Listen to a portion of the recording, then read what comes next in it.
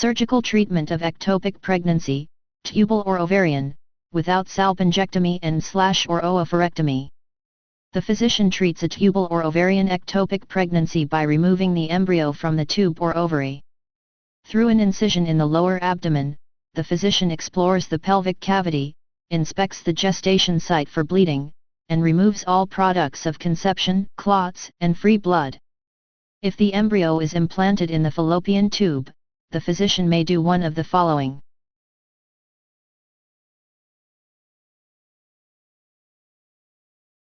Manually remove the embryo from the tube, make an incision to remove the embryo, or excise the section of the tube containing the embryo. If the embryo is implanted in the ovary, the physician resects the ovary to remove the embryo. Lysis of adhesions may be indicated and the pelvis lavaged with saline solution. The incision is closed with sutures.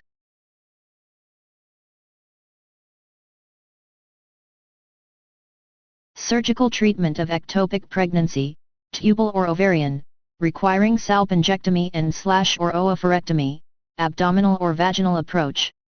If the tube is affected, it may be excised by cutting a small wedge of the uterine wall at the junction of the fallopian tube and body of the uterus. If the ovary is affected, it may be removed.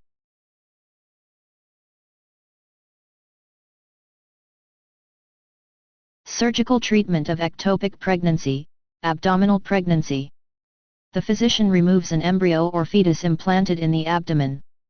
The fertilized ovum may have implanted directly in the abdomen, primary, or it may have implanted after escaping from the tube through a rupture or through the fimbriated end, secondary.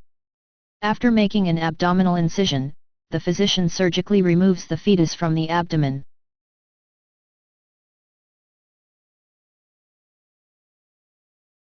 The membranes are also removed and the cord is ligated near the placenta.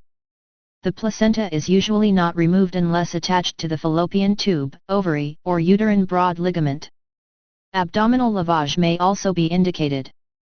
The abdominal incision is closed with sutures. Although this procedure is rare, it can be done any time during gestation, even at or near term.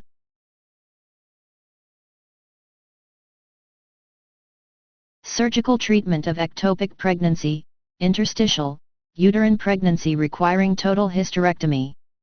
The physician treats an interstitial pregnancy where the fertilized ovum has implanted in the portion of the tube that transverses the uterine wall by removing the uterus and cervix. Through an incision extending from just above the pubic hairline to the rib cage, the physician clamps and cuts free the supporting pedicles containing the tubes, ligaments, and arteries.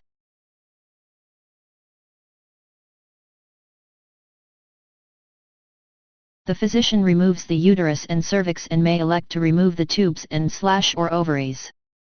Abdominal or pelvic lavage may also be indicated. The abdominal incision is closed with sutures.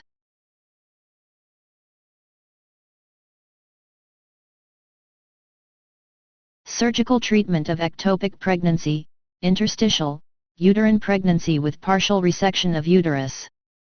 Through an incision extending from just above the pubic hairline to the rib cage, the physician resects and reconstructs the uterine wall. The physician may also remove a portion or all of the fallopian tube.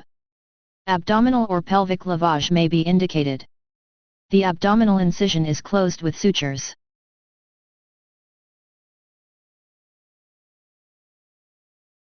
Surgical treatment of ectopic pregnancy, cervical, with evacuation. The physician treats an ectopic pregnancy where the embryo has implanted in the cervix. If the pregnancy is less than 12 weeks gestation, the physician usually removes the embryo through the vagina. The physician ligates the hypogastric arteries or the cervical branches of the uterus to control bleeding.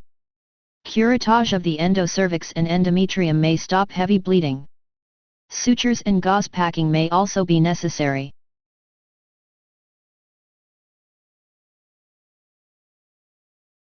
If later than 12 weeks gestation, the physician may treat the cervical pregnancy by performing an abdominal hysterectomy. Through a horizontal incision just within the pubic hairline, the physician clamps and cuts free the supporting pedicles containing the tubes, ligaments, and arteries.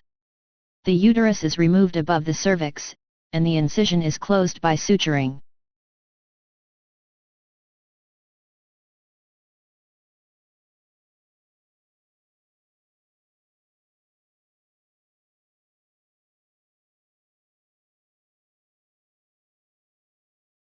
External cephalic version, with or without tocolysis. The physician turns the fetus from a breech-presenting position to a cephalic-presenting position. External cephalic version is performed by manipulating the fetus from the outside of the abdominal wall. The physician places both hands on the patient's abdomen and locates each pole of the fetus by palpation. The fetus is shifted so that the breech or rear end of the fetus is moved upward and the head downward. The physician may elect to use tocolytic drug therapy to suppress uterine contractions during the manipulation.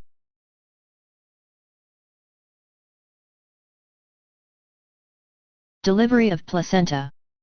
The physician removes a retained placenta following delivery of the fetus, usually unattended, and after separation of the placenta from its intrauterine attachment.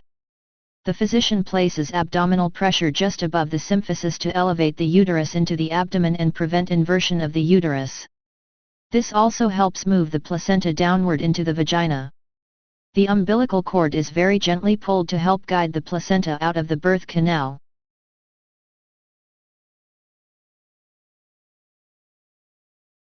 If the placenta cannot be removed by this technique or there is brisk bleeding, manual removal of the placenta may be indicated. Manual removal requires adequate analgesia or anesthesia. It is accomplished by grasping the fundus of the uterus with a hand on the abdomen. The other hand, wearing an elbow-length glove, is passed through the vagina into the uterus to separate the placenta and remove it.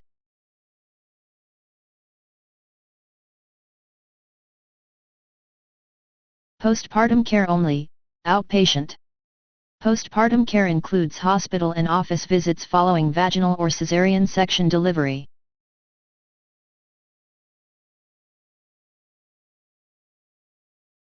Cesarean delivery only. Including inpatient and outpatient postpartum care. The physician delivers an infant through a horizontal or vertical incision in the abdomen and uterus. Once the incisions are made, the infant is delivered and the placenta separated and removed. The uterine and abdominal incisions are closed with sutures. Code 59515 covers the cesarean delivery with postpartum care, which includes hospital and office visits following delivery.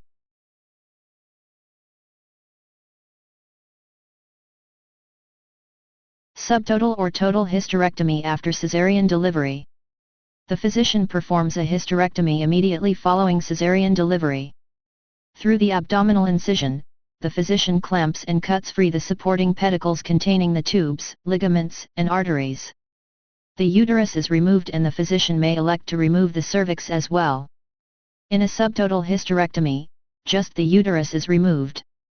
In a total hysterectomy, both the uterus and cervix are removed. The abdominal incision is closed with sutures.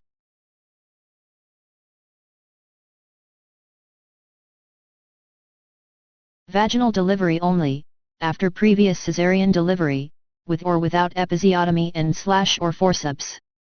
Including inpatient and outpatient postpartum care.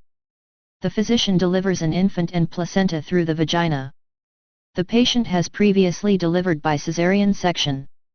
The physician may elect to assist the delivery with the use of forceps. The physician may also elect to do an episiotomy, which is an incision in the perineum to widen the external opening. Episiotomy and laceration repair are included.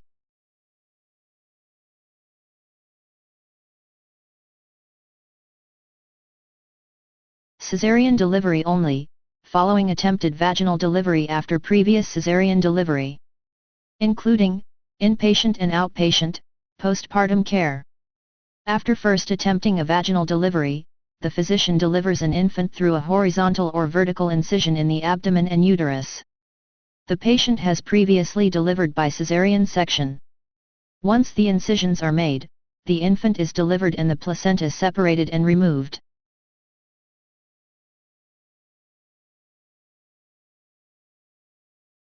The uterine and abdominal incisions are closed with layered sutures because of the previous cesarean delivery and the attempted vaginal delivery.